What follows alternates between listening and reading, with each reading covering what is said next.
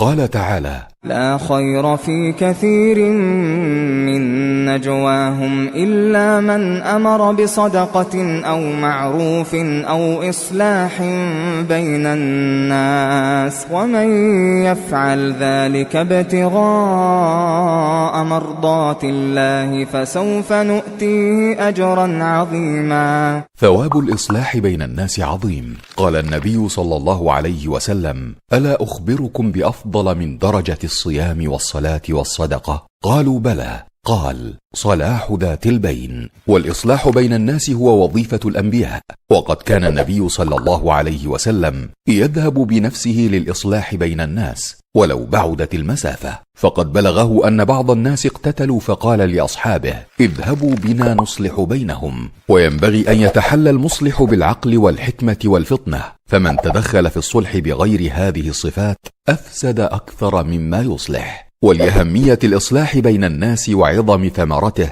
أباح الشرع الكذب لأجله. قال النبي صلى الله عليه وسلم: ليس الكذاب الذي يصلح بين الناس فينمي خيرا أو يقول خيرا. ومن أعظم أبواب الإصلاح بين الزوجين، فشأنه عظيم لما فيه من محافظة على الأسرة والأولاد، وفي الإصلاح حقن للدماء وإبقاء للأخوة الإيمانية وسبب لنزول الرحمة من الله سبحانه. قال تعالى: إنما المؤمنون إخوة فأصلحوا بين أخويكم واتقوا الله لعلكم ترحمون.